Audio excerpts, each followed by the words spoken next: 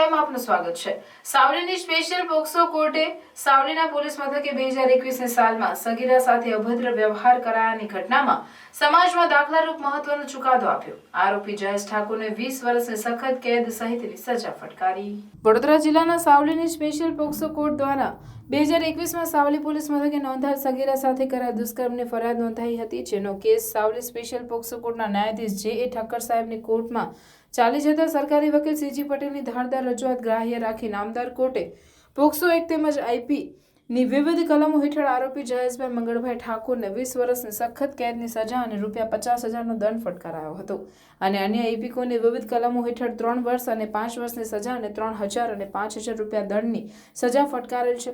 દંડની રકમ ભોગ બનનારને ચૂકવવા હુકમ કરાયો છે, જ્યારે જિલ્લા કાનૂની સેવા સત્તા મંડળની ભોગ બનનાર પીડિતાના પરિવારને વિક્ટિમ કોમ્પન્સેશન્સ સ્કીમ હેઠળ ₹50,000ની સહાય માટે ભલામણ કરાઈ હતી।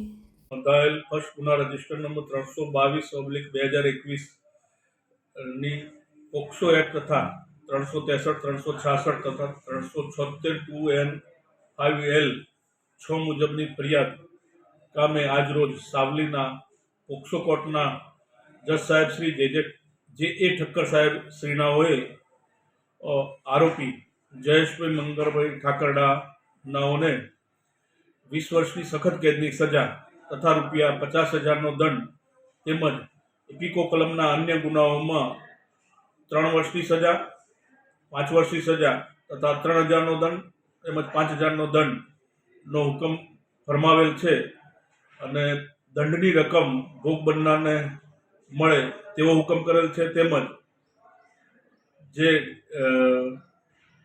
ડિસ્ટ્રિક્ટ લીગલ સર્વિસ ઓથોરિટીને વિક્ટિમ કોમ્પન્સેશન હેઠળ ₹4 લાખની રકમ આપવા ભલામણ કરેલ છે।